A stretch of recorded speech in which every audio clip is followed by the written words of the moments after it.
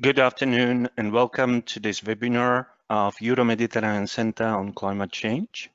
Today organized in cooperation with European Center for Medium Range Weather Forecast. The webinar of today is dedicated to Copernicus Sectoral Information System for Disaster Risk Reduction. And we have three distinguished speakers. First is Dr. Carlo Buontempo from Euro-Mediterranean Center for Medium Range Weather Forecast, ECMWF, and who is the manager of Sectoral Information System of Copernicus program. Paola Mercogliano, who is the director of the division on geophysical risk analysis of the Euro-Mediterranean Center on Climate Change, and Claire Jacobs from Wageningen Environmental Research. This webinar is recorded, and you might visit the recording at our YouTube channel, the link you see on the slide. The webinar is provided by CMCC, Euro-Mediterranean Center on Climate Change. You can also visit our website and learn more about this and other research, including the specific research conducted by our research. CMCC is covering a whole range of research domain and topics, from advanced scientific computing until the sustainable Earth modeling economics. So please visit our website and our YouTube channel to learn more.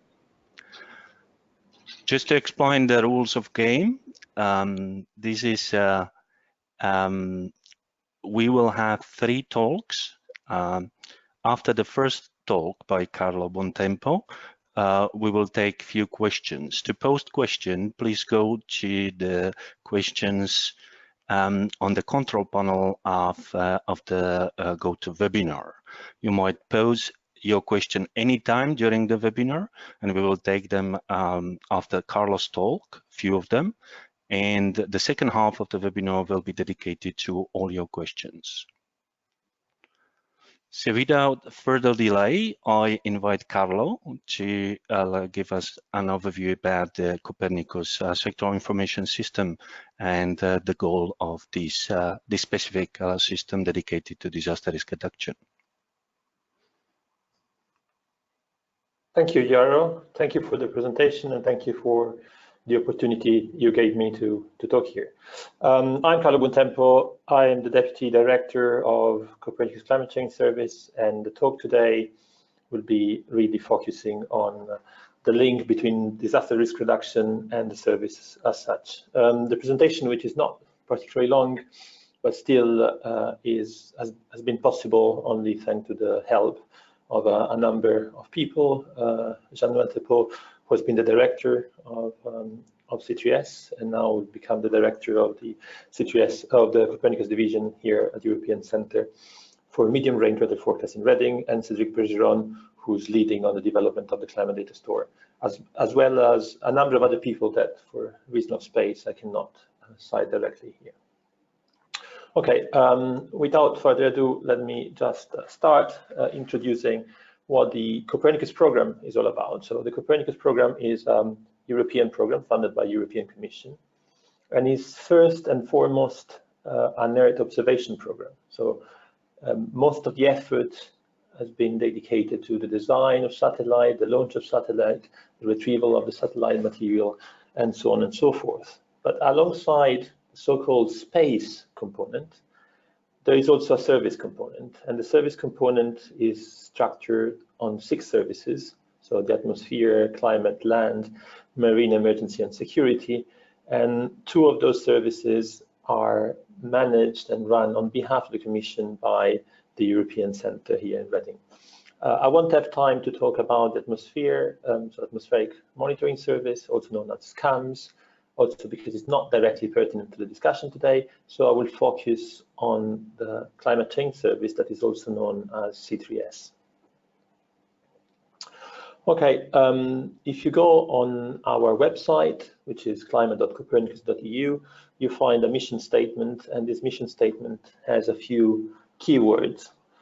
The first one is authoritative information. So the idea is that it's not just a matter of providing data, it's about providing information and provided in an authoritative way.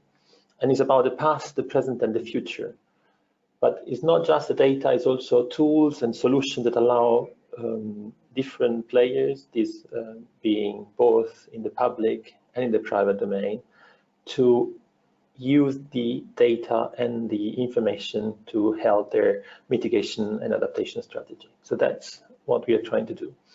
In this mission statement, there is one word that is somehow not appearing, but for me it's probably the most important one, which is operational. So C3S is an operational program. And what we mean by operational is a number of things. It means that you can come to the service and find over and over again the same data, independently on the time of year or the day of the time of day you're coming. It means that the data comes with sufficient information for you to use it, with documentation that is up to date. And more importantly, for me, the data or the service comes with a user support, meaning that if you have a problem, if you are struggling to use the data, you can contact us and we will help you. Well, the link between weather and DRR is quite obvious. So DRR being disaster risk reduction is quite obvious, especially today. So these are an image of, I think it was yesterday, of the tropical cyclone Dorian that is behaving this very strange way, sitting on the Bahamas and not moving much. And so the link between extreme event and disaster is well established and well exploited, and weather prediction and the improvement in weather prediction has been very important in supporting disaster risk reduction. But I guess the question we should ask ourselves in this context is whether there is what is the link between disaster risk reduction and climate services, so beyond weather, so to speak. And still to be quite close to present is, in a sense, to me, is enough to just look a few weeks back. This was at the end of June, the first heat wave of this summer that basically broke record all over Europe. And clearly, when you start looking at large-scale events that last for several days and cover a significant fraction of the European territory in this case, then the question is, was this predictable? Was it there something that a climate service could have helped with in the preparation of this event, or in the organization of the resources, or in the other activities connected to this disaster? So this is the challenge we had. And before I tell you how we tackle, or now we are in the process of tackling, let me just introduce how the program is structured. So the Copernicus Climate Change Service is built around a core that is called the Climate Data Store. So the Climate Data Store, also known as CDS, is designed to be a distributed system, providing improved access to existing data set through a unified web interface, meaning that you can go on the website and play with this search button, and you can find all sorts of data. So just to give you an example, first and foremost, there is the observational data. So this is data coming from satellite, because we are a satellite program, so there is a very strong connection with the satellite community. And we actually have structured most of the observation around the so-called essential climate variables. So these are a number of variables defined by the Global Climate Observing System as being fundamental in our ability to describe the climate. So oceanic variable, atmospheric variable, and terrestrial variable. At the moment, we have 23 variables that are slowly becoming available on our catalog. More will come in the future. So this is on the observational side. If you want logically moving from observation to the next step is a reconstruction of the climate, of the weather around the planet through the use of models. So these are the reanalysis. We use a weather prediction model, the recent generation of weather prediction model, so the one used by the European Centre back into 2016, and we rerun it over the historical period from 1979 to present at a very high resolution. So at the moment, this is the reanalysis with the highest resolution, spatial resolution globally. And this comes with an hourly resolution in time and with an assessment of the uncertainty. The third, going farther away from observation, if you want, the next tier of entries into the catalog are the seasonal predictions. So these are seasonal prediction using weather model coupled with the ocean and taking into account the sea ice and the status of the soil, coming from a number of models. So not only ECMWF itself, but also the other WMO Global Producing Center in Europe and farther afield. So there are a number of models, as you see, and the effort has been to being as much as possible coherent in the generation of the hindcast or the reforecast, in the forecast, in the resolution, and so on and so forth. All of this data that I'm presenting here is freely available through the catalog, can be used for any sort of application, and is coming through, in most cases, with the Copernicus license, which is very, very much open and free for all sorts of applications. The last tier of data are the projections. So these are global and regional projections. At the moment, only covering Europe, the regional projections, but and the Mediterranean. But soon in the future, there will be access also to extra European domains. So this is just a very, very quick overview of the data that we have. And I mean, for each of these tiers, there are a number of entries in the catalog. We have at the moment some 60 entries, and it's always growing. So the catalog as such, and so the service as a whole, if you want, opened last year. So we have slightly more than a year of life. And we now have, this is an image from yesterday, 20,000 users registered, and we are delivering on average some 50 terabytes of data daily. Europe as a whole is the biggest consumer, biggest user of our data, followed by China and United States, in that order, or depending on the time of day. I don't want to spend too much time on this. If you have questions, I will be happy to answer them later. But it's not just a catalog. There were catalogs before. The idea of the Climate Data Store is to make available a computational layer on top of the catalog that allow the post-process of the data without the need of retrieving massive volume of data. So the reanalysis we were seeing before is of the order of 7-8 petabytes of data, and this is not something that is easily manageable. So having an infrastructure that allows user to manipulate, subset, and post-process the data close to the data becomes very, very critical. So this infrastructure exists and can be used free of charge by the users through a relatively simple interface.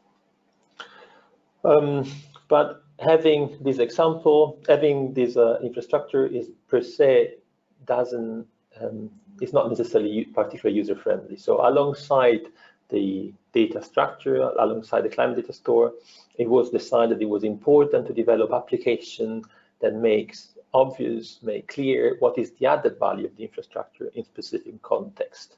So there was a proof of concept stage that ended in early 2018, and then there was a sort of pre-operational phase where we cover a number of activities for different sectors, including agriculture, water, transport, fishing, tourism, and so on and so forth. So all these sectors were named in our delegation agreement, so in our agreement with the European Commission, and for each one of those sectors, we developed one or more application. Now, there was the question of, okay, a critical, going back to the original question, a critical sector is the disaster risk reduction. How do we bridge the gap to the disaster risk reduction? Can we treat it as another sector we can develop application for?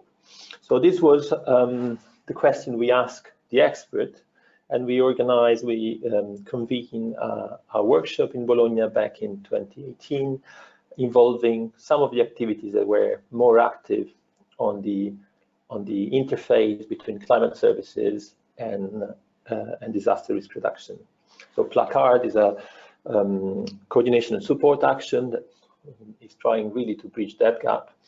UK SIP is an organization in Europe that has been very active on climate impact, and Roger Street in particular is heavily involved with the ERA 4CS activity. So the idea of this meeting was to find out whether there were some hot spots or sweet spot rather, where we could intervene to help the dialogue, to help the interface between climate services and disaster risk reduction.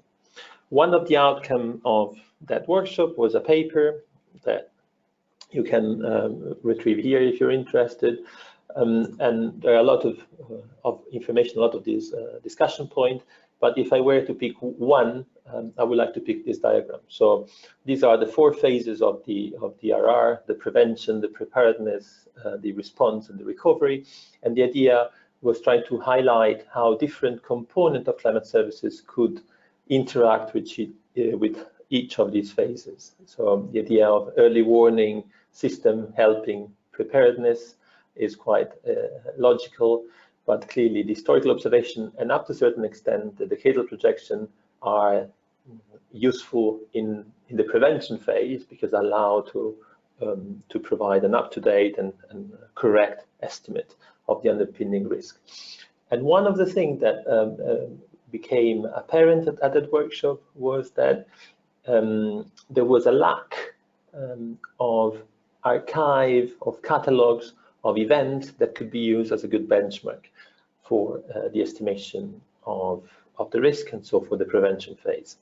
So in a sense, building on what was done during the proof of concept stage, so this is an example coming from a contract we had for the insurance sector, looking at windstorm. So what you see in the map here is a so-called footprint. So it's the maximum wind gust reported during the duration of a specific storm. What you see here are the tracks with the color of the storm all over Europe. These are the famous storm Daria. But what in this case was done was really to do an extra step. It's not just the gust, it's trying to estimate how the gust translates into impact for the population, impact for or damages. And so using a cost model, it was calibrated at a different NUTS3 level. It was possible to estimate the damages inflicted by these storms over the historical period, storm by storm. So clearly approaches of this kind exist and have been used by the catastrophe modelers for ages. The idea here was to have a benchmark that was entirely transparent and trackable. So you can see every single step in what they have done and the assumption they have made, and this is publicly available. So this just distribution of cost for that specific storm over Europe. So the idea for the DRR case was to develop something similar. We opened a tender asking to build similar catalogs for other periods. So not necessarily windstorm, for which we now have a good catalog, but potentially other significant periods in Europe.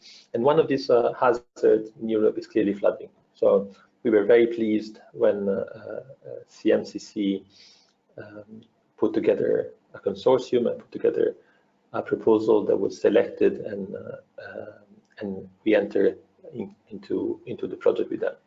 So I don't want to reveal any more of that because this will come next, but I thought this introduction gave you a bit of an idea on how we got here. DRR is one of the many activities we are currently working on, and as you can see here, there are a number of others, some of which are partially related, including the standardization and infrastructure contract that is currently running. I don't want to take more than the time it was allocated to me, so I'd rather wrap up here. But if you have more questions, you can either ask them now or just drop me an email. And if you have specific technical question about the data set or the interface or the toolbox, you can contact our user support at the address here. Thank you very much for your attention. Thank you very much, Carlo, for this nice and comprehensive overview. If you are happy with that, we have already a few questions, and they all go into the same direction, let's say. So the first question by Michael Nagy is whether the Copernicus services are available also for territories and users from outside of Europe, European Union. Yeah. And then the connected question of Mark Gillard and Antti Mäkelä is, what is the specific status of the data set in the climate data store for Africa, specifically on rainfall and potentially also exposure and vulnerability? Okay. Well, the C3S as a program is part of Copernicus, and this is, as I said, a European program. So clearly, there is a focus on Europe, and there is a particular attention to Europe. That said, many, if not most of our data set are global. So if you look at the reanalysis data, that's global. If you look at the seasonal predictions, those are global. If you look at the climate projections, those are global. The essential climate variable, they are global. So while the program is European, the data is of relevance worldwide, and there is no limitation in the use of that data depending on where you are. So you can use it with the same terms and conditions that European users have to follow. The same is true for Africa. At the moment, there is no data set that is specific to Africa as such, but global reanalysis, so the 30 kilometers reanalysis for ERA 5 or ERA 5 land that was launched just before at the beginning of the summer, which has a higher resolution of the order of 10 kilometers for surface parameter. Those are global, and so that they can well be relevant for activities in Africa. And there are other data sets related to agriculture, to energy, that have been produced by the SISs and they are slowly becoming online, which again can be of relevance for a specific area as well for the entire globe. Thank you very much for that. We are receiving more questions, but we will take them during the question and answer session after the next two presentations. So I'm happy to invite Paola Mercogliano, who is the coordinator of this C3S service and the director of the regional models and geohydrological hazard of the Euro-Mediterranean Center on Climate Change. So Paola, we are looking forward to your overview of this service. Thanks to Carlo and to Jaroslav. Good morning, and thanks for attending to this webinar today. I would like to briefly introduce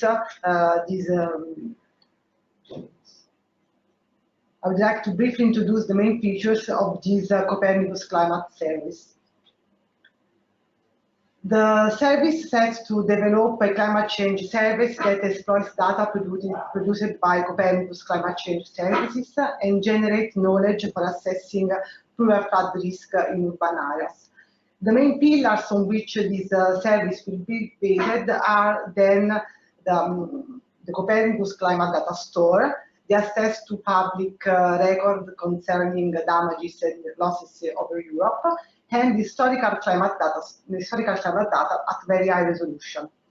The lead contractor of this service is CMCC, the REMHI Development Center for Climate Change or Climate Change Foundation, that will be involved in all the activity of this service. And about the CMCC background, CMCC is the focal point of IPCC for Italy, and it coordinates the European Topic Center on Climate Change, Impacts, Vulnerability and Adaptation. In collaboration with the CMCC, there are also three other subcontracts. The KNMI, the National Weather Service and Climate Research Institute of the Netherlands, that beside the weather and climate expertise will mainly be involved in the co-design of the tailored mail information products and will deliver the European climate assessment and dataset. The WENR, that will lead the user engagement and the user inventories, and the Ecosistema SRL, that will mainly contribute to the case study development and flood hazard mapping and modeling.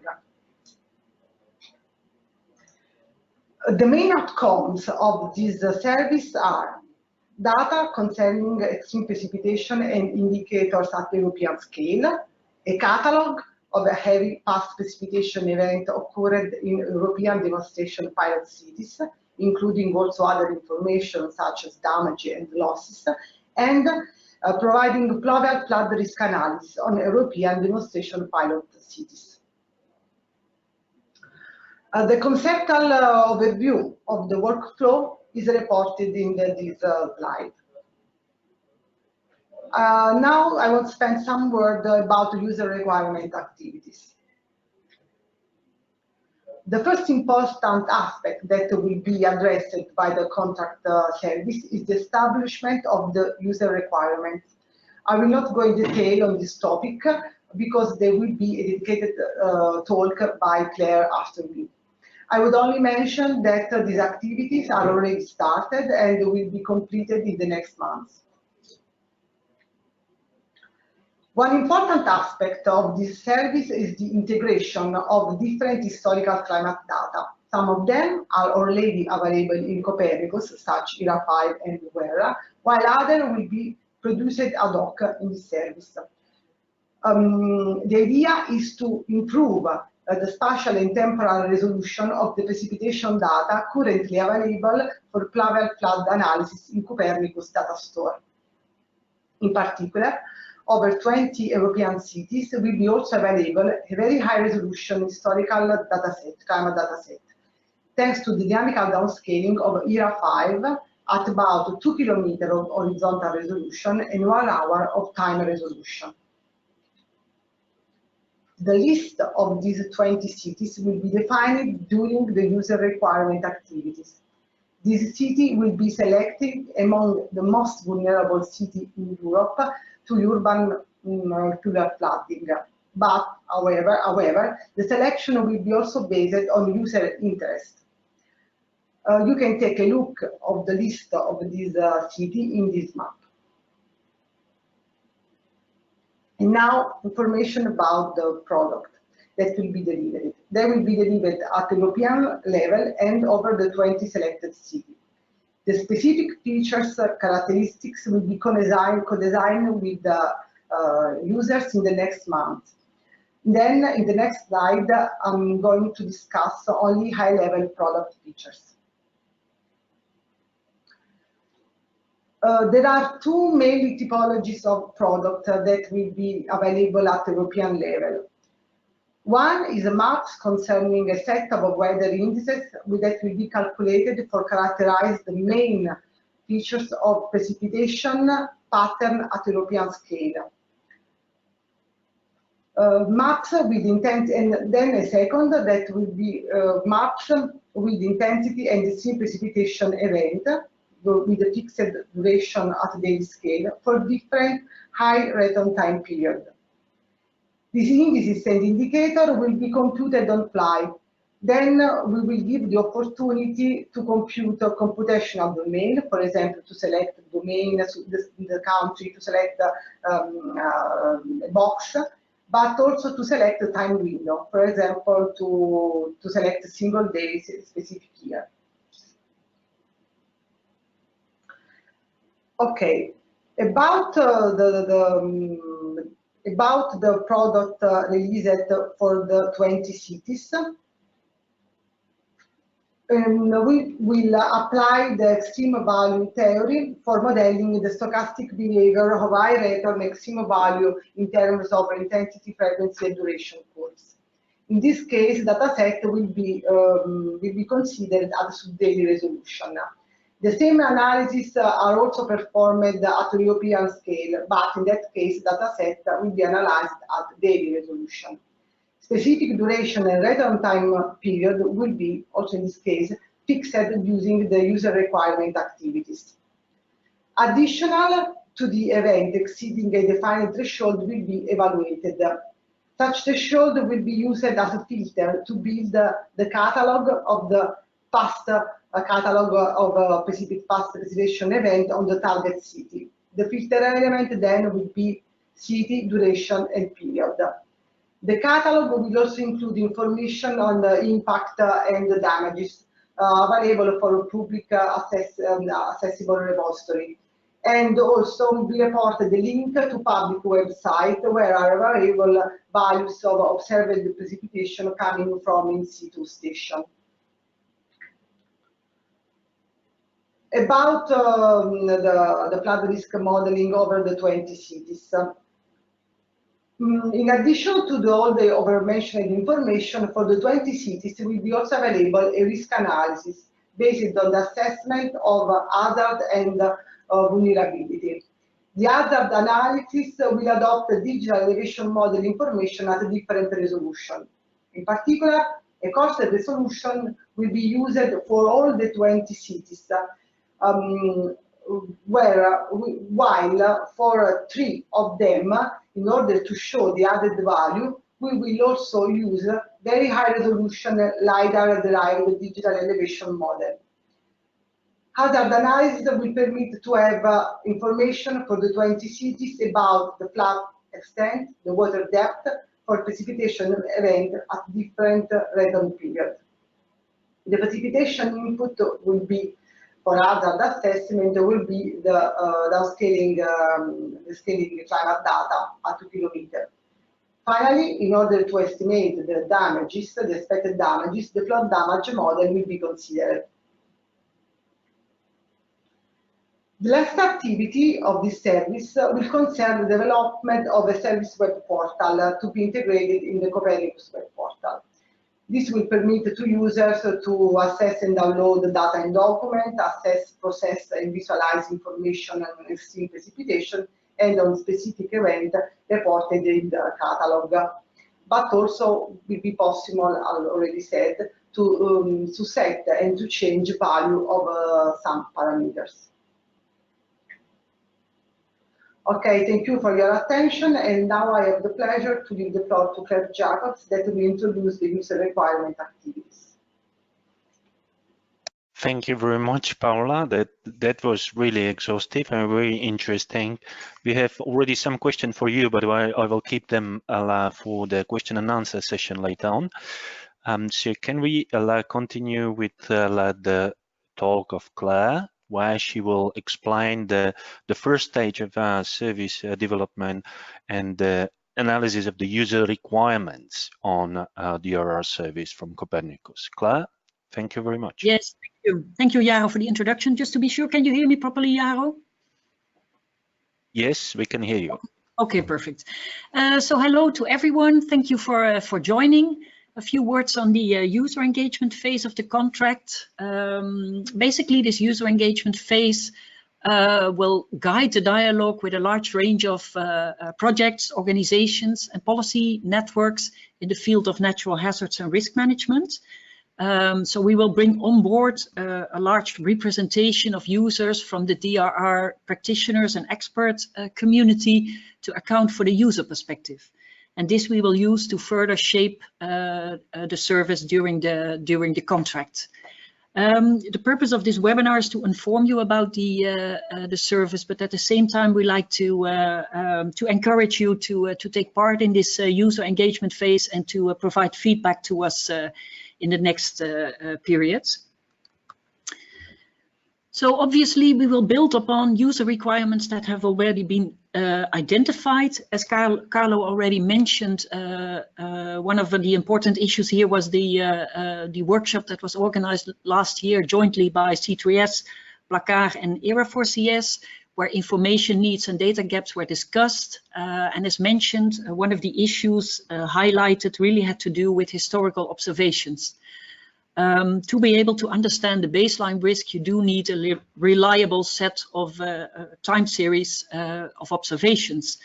And here the need for a catalog on events, extreme events, and preferably with impact data had been expressed. And the importance of this was also described in one of the EEA studies on climate change adaptation and disaster risk reduction, which was published some 2 years ago. So as a rationale, we do build upon this when we are building the catalog of extreme events, in this case, pluvial flooding. The main purpose of the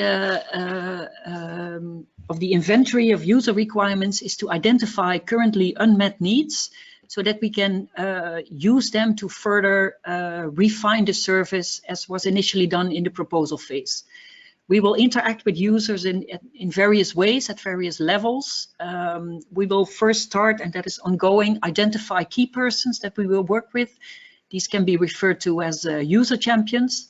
And these are people active in the DRR field and people who do have access to a larger network around them.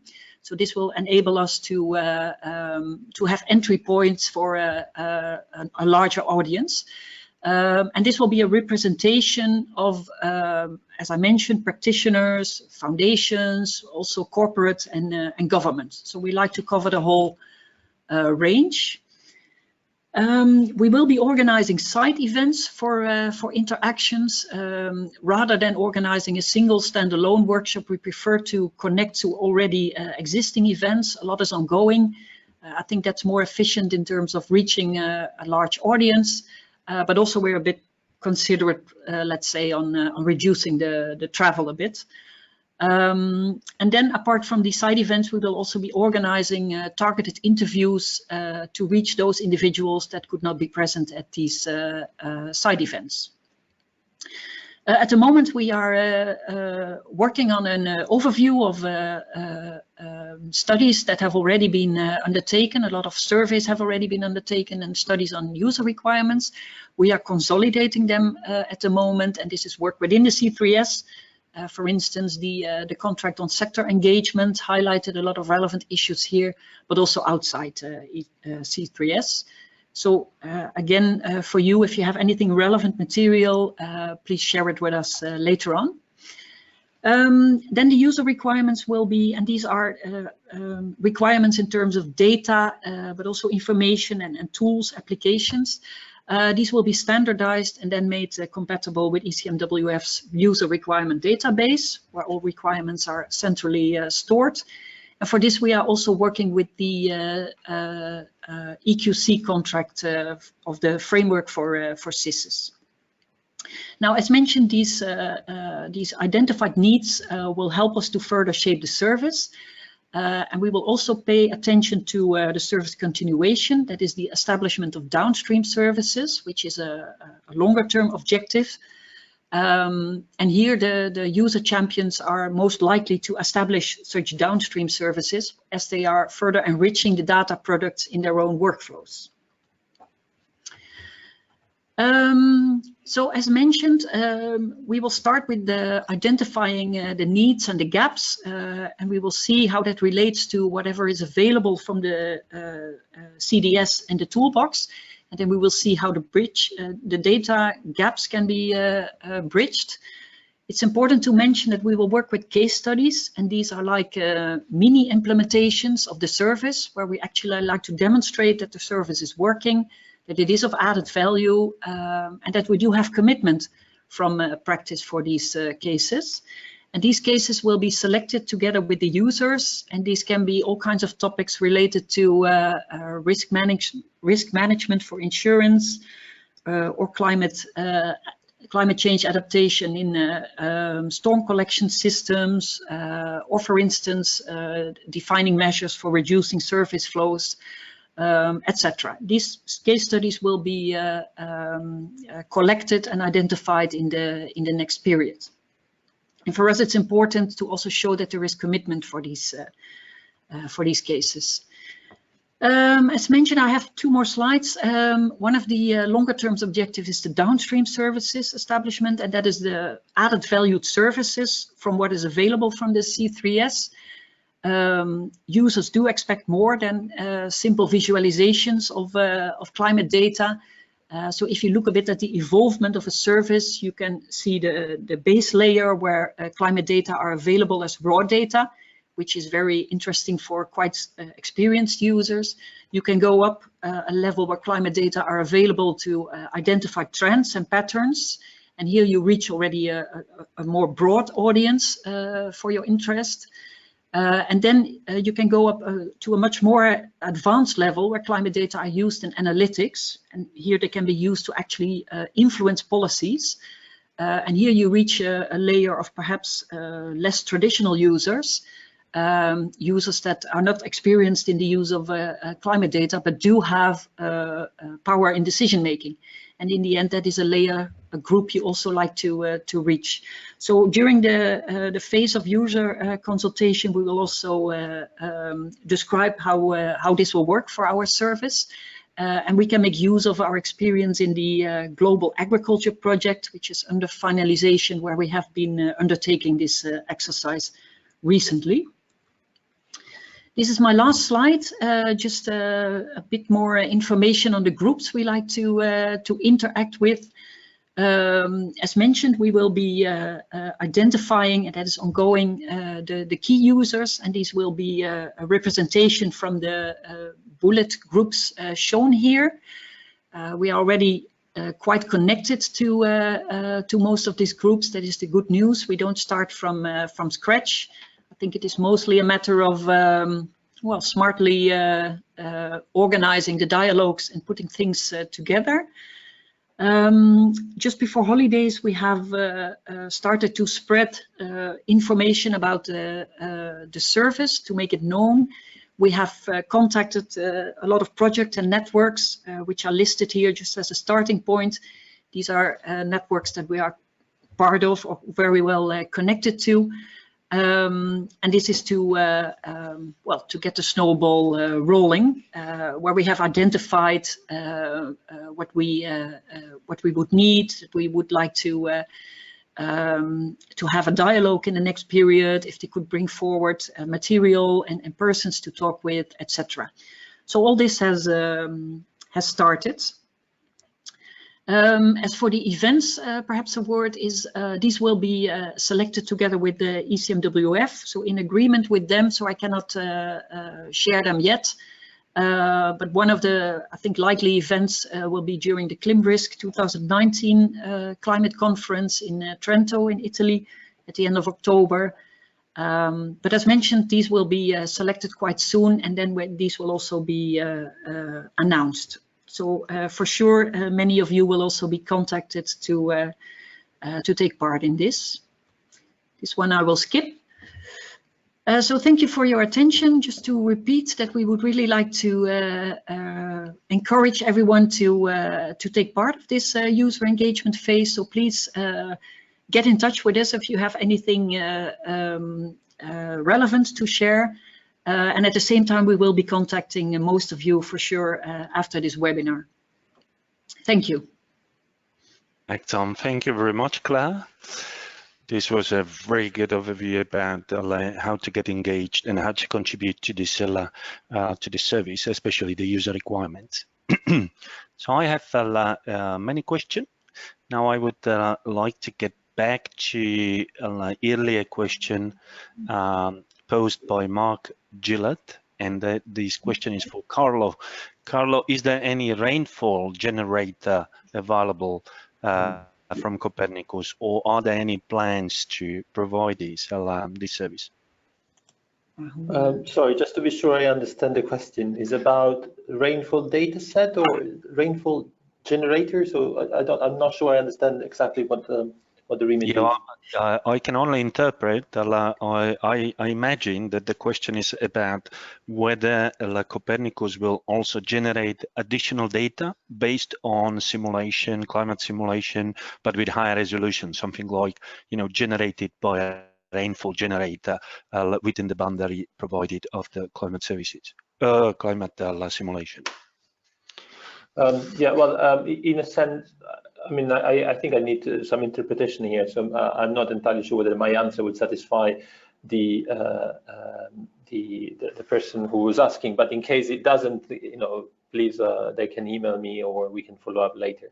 The idea, I mean, clearly, the analysis and the seasonal prediction and the climate projection all have rainfall information in it. So. And so there is also raw data about rainfall from station data. So that part is covered, so to speak. Now, if you want to do more on the back of the data, you can clearly do it yourself. You can run your own model and you can generate the data you want. And the infrastructure we have in place, the Climate Data Store, allows you to do some post-processing on the fly. So in a sense, I don't know exactly what you mean by rainfall generator, but if it's some sort of statistical post-processing of rainfall or other weather data that can be done with a few lines of code, something you can implement in the toolbox and then run and generate the data you want. If it's something more complex, then it's probably better to get the data and run it yourself. Excellent, thank you very much. So Mark, please feel free to get in touch with Carlo or with us for more information how to combine perhaps the data from Climate Datastore with the user needs of high resolution, temporary and spatially data. Then I have one question. Well, I will take it, but it's not related to the subject of this webinar. This Anup Sharma is asking where there is information about Copernicus emergency services, not the climate change services, but Copernicus emergency services. Carlo, would you like to take this question or? Sure. So the question actually is very pertinent in that the emergency management service is probably the service that is closest to the DRR community, in that is providing information that is directly relevant to flooding, to fires, so directly relevant for disaster. So that information is available through the Copernicus Emergency Management Service, which I didn't touch on today. There is a very strong collaboration, also because ECMWF is implementing some of the services of the Emergency Management Service. So, for instance, you will find on the catalog of the Climate Change Service some data sets that have been developed by the Emergency Management Service, really trying to bridge that gap between the two communities, and more will be there in the future. But if you want to learn more about the Emergency Management Service as such, I will encourage you to go and visit their website. Excellent, thank you very much. Then we have a question from Philip Fernandez, who asked, I'm reading the question, most downstream solutions, including those for risk reduction, require short-term forecasting of wind and precipitation with highest spatial resolution possible. Are you planning to include this kind of products in Copernicus Datastore? So this question is both for Carlo and for Paola. Paola mentioned that, but perhaps it's good to repeat it. Yeah, well, I mean, from a program point of view, no, we don't have any intention to do that, in the sense that there is a very clear boundary on our remit, and we are looking at projections. So climate change projection, we're looking at historical climate, and we are looking at seasonal prediction from the next month onward. So the weather prediction are clearly beyond our remit. This is not a Copernicus weather service, it's a Copernicus Climate Change Service. So we cannot provide weather prediction as part of our program. That said, we are assisting in Europe and elsewhere at a movement towards more open data. So there is an agenda, and the Commission is riding that agenda, but is also being endorsed by member state, by national met services. And if I were to bet, I would bet that in sort of 5 years' time, or thereabout, most, if not all, the weather prediction will be available freely to all sorts of users. So it's not part of our remit, but things will get better. Yeah, thank you, Carlo. And Paola, regarding the spatial resolution, you need to unmute your microphone. Thank you. Okay, the spatial resolution, as I told before, we will integrate in the service different historical climate data. Then we will have spatial resolution from 31 kilometers of Area 5, but we also run a new climate simulation at 2 kilometers of horizontal resolution. About the time, this new climate data set that we are going to define will be at 1 hour time resolution. Of course, this is not weather forecast, but this can be very useful to understand the pattern of a sea precipitation event in the past, and then in some way can support also the weather forecaster in their activities. Thank you, Paola.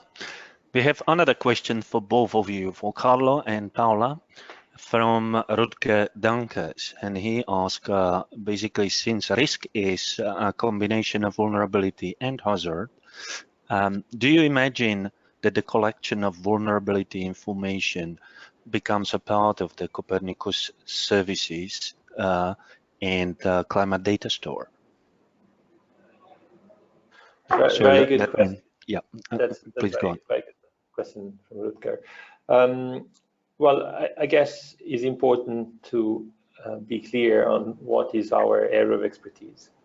And, this is a climate change service. And, one of the key aspects I didn't present today is the fact that anything you will find on the catalog will come with an evaluation and quality control. So we will be able to, up to a certain extent, guarantee the quality of what you will find there. I mean, quality is in the eye of the beholder. So what we provide there is information that will allow the user to make the call whether the data set is good for them or not. And we can do that because we have sufficient expertise on certain fields, like the reanalysis, like the projection and the seasonal prediction and the observation and so on and so forth. But clearly, we don't have in-house expertise to provide in relation to data set that are much more related to vulnerability, to socioeconomic data, and so on and so forth. So for those, we look at other sources of information. So in a sense, you can look at Eurostat, you can look at European Environment Agency that will provide that information. So what we are planning to do is not to serve it through the C3S as such, but maybe to facilitate the interlink between the two services, between the different authoritative sources of information, so that, as you were saying, it will be possible or quite easy to do the mashup and generate the risk that is so critical for the DRR. Thank you very much, Carlo. Paola, would you like to add something to it, or shall I take the question? You can take the question. Okay, thank you. So for the purpose of this service on disaster risk reduction, of course, we will rely on data on exposure and vulnerability. That includes the data provided by other services of Copernicus, land monitoring services, like the soil sealing data, but also third parties data like open street data and so on, in order to make the risk assessment for the selected cities.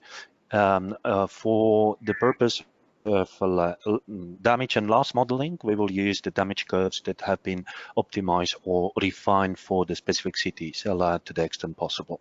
So we will use a lot of information about exposure and vulnerability in our case studies, but this will not become a part of the Climate Data Store, the information uploaded to the Climate Data Store as explained by Carlo, but will be provided from supplementary data sources and will be fully available for the users of this service. Okay, thank you very much. Then we have a question from Rolando Rizzolo from Veneto Regional Civil Protection Office, and he was wondering where he could find a list of Italian cities involved as case studies in this project. Paola, this question is for you. As told before, we don't have now list, but this list will come from the user activity. Then I want to invite, I don't remember the name, I will invite the Civil Protection of Veneto to be in our group of users in order to push to have the Italian city of interest in the list. Thank you very much. And then we have one question for Claire, and that's from Michael Nagy again. He says, national statistical offices are more and more engaging in providing information on climate change and disaster risk reduction. is it foreseen in this service to take any concrete contacts with the statistical community, or have the statistical offices been considered as a target group? Yes, I think in general so, but we have not specified this yet. So thanks for reminding. But it will be included. Yes. Just to add to that, there is a working group of the UNECE Commission, the United Nations Economic Commission for Europe, who have a working group on disaster statistics and the impact of climate change, and that's led by Italian Statistical Office, and we are in close contact with them to see how service might complement the research needs or the practical data needs. Excellent, thank you very much for that. And then we have more questions from our colleagues, from Francesca La Rosa from CMCC. She has a couple of questions. So the first one is for Paola. How are the results of the case studies going to be presented? Is there any alternative to the paper reports? What is our objective, how to present the case studies? Paola, would you like to take this? Okay, about the case studies, as told before, we will have a catalog of the past events, and the entry point to have information on the past event can be the data, the data, but also the intensity of precipitation and other information. Of course, as told before, there will be also a link to supplementary information that could be in situ weather station, observation of precipitation, but in case that from some past events we have interest, we have a paper that can give an added value to the user to study this past event, we will also have the link to this paper. The idea, as Carlo told, is to facilitate the access of the user to many information concerning this plural event in the urban area. And then the goal is try to put in this service all the information that are available. And of course, we hope that also thanks to the users will be possible to collect a very high number of information.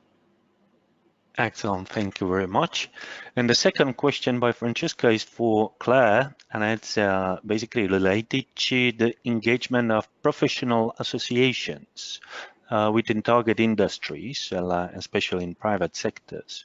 So what is the way, what kind of network do we engage just to ensure that the private sector is fully represented and consulted? Claire, would you like to share some thought on that? Yes, and I think you can also add on this yourself, Jaro, as we have been discussing it. I think our first contacts are now with the insurance companies, as we are bringing them on board. We have already established contact through other networks and projects. So that will be the first group from the private sector that we will involve. Perhaps you can add also from your side. Of course, the professional association also includes the academic association of, for example, CEST, the Italian Society for Climate Research. We will organize a dedicated side event during the next conference in October in Trento, but also a number of other professional association, insurers, the risk analyst, and so on. So we are planning a series of events, to attend, to tap into these networks, and engage them in reaching out and getting more information on the specific knowledge needs of those players. But of course, this is a huge capacity working with the projects already established, already providing services, plus association, plus expert. There will be an enormous potential to scale up our outreach. Okay, thank you very much.